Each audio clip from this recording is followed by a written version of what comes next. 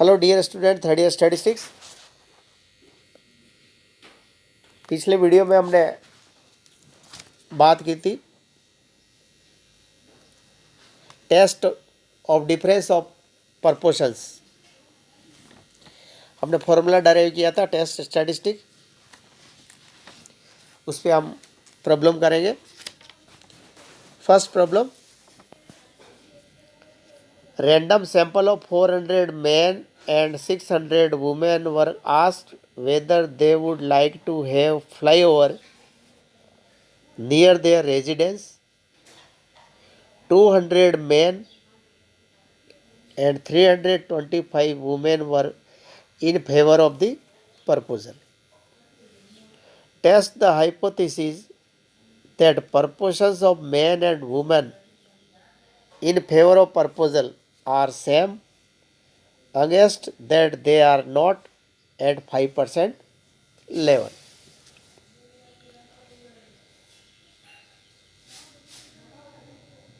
Question में देखिएगा, हमने एक रैंडम सैंपल लिया किसी प्लेस का, उसमें से 400 मैन लिए और 600 वुमेन लिया, और हमने उनसे ये पूछा कि वो अपने रेजिडेंस के नज़दीक फ्लाईओवर चाहते हैं या नहीं चाहते हैं। तो उसमें से 200 मैन एंड 325 वुमेन ने फ्लाईओवर के फेवर में यानी प्रपोजल के फेवर में बात की थी। तो इसके बेसिस पे हमें टेस्ट करना है कि ये जो सैंपल हमने जिस पॉपुलेशन से लिया वहाँ पर man and women in favour of proposal are same, मतलब मैन और वुमेन दोनों प्रपोजल के फेवर में बराबर है या नहीं है eight 5% level of significance.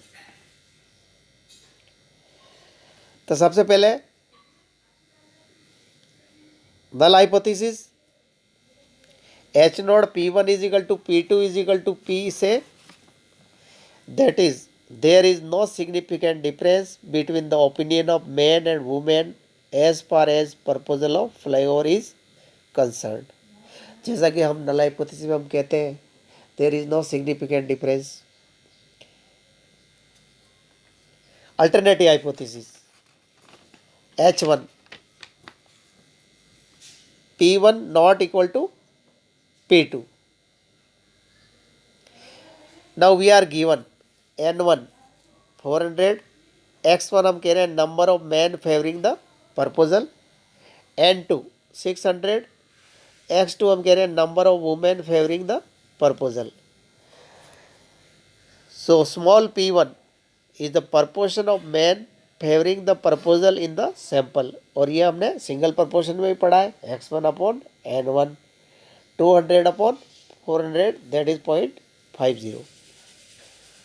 P2 proportion of women favoring the proposal in the sample, X2 upon N2 325 upon 600 0.541। Now the test statistic.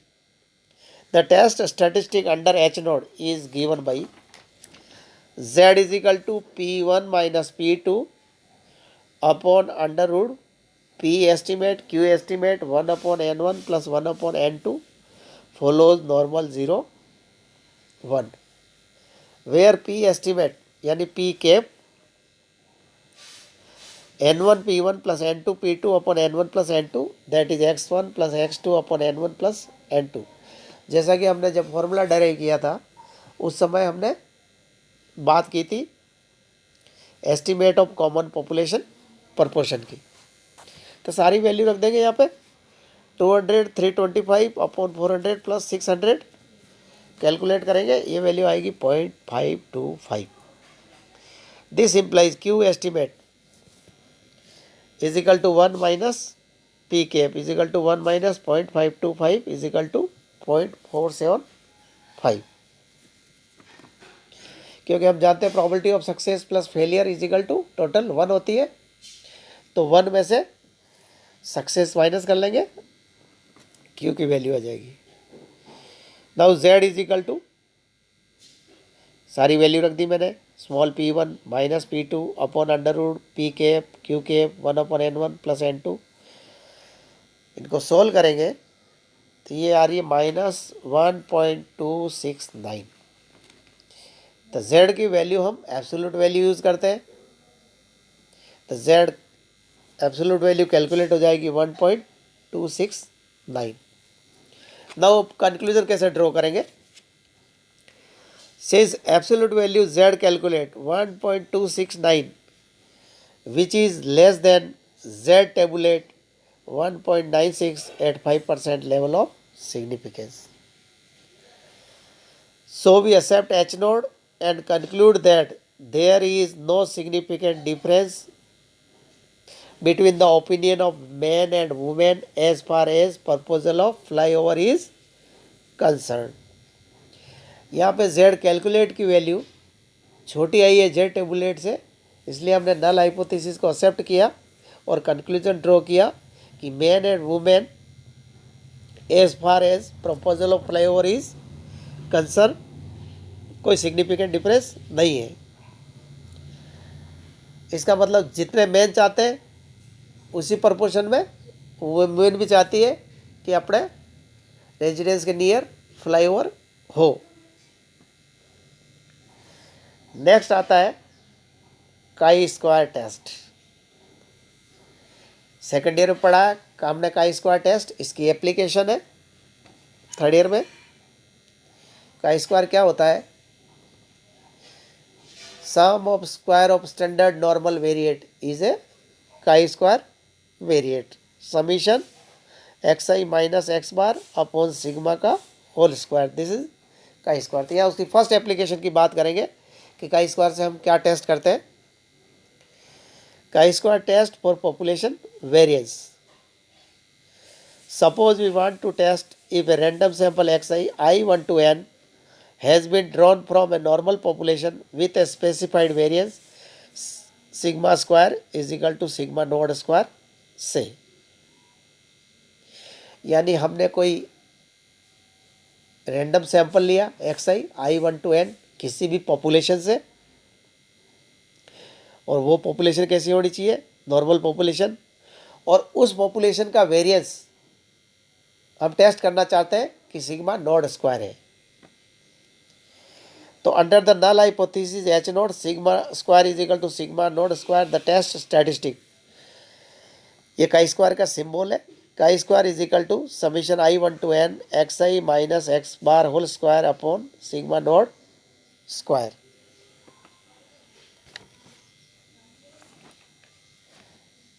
काई स्क्वायर इज इक्वल टू, मैंने समीशन को अंदर अप्लाई किया है। समीशन की कुछ प्रॉपर्टीज है। Summation c x is equal to c summation x होता है, यानी कांस्टेंट आउटसाइड आ जाता है और समीशन केवल वेरिएबल इम्प्लाई होता है। तो summation I1 to n x i minus x bar whole square upon sigma not square, ये कांस्टेंट था बाहर आ गया, is equal to n s square small s n s square upon sigma not square. Follows chi square distribution with n minus degree of freedom where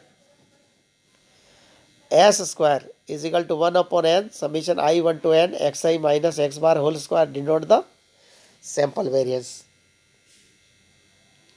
यही से मैंने chi square में numerator में क्रॉस मल्टीप्लाई करके उसको summation x i minus x bar whole square को क्या लिख दिया है?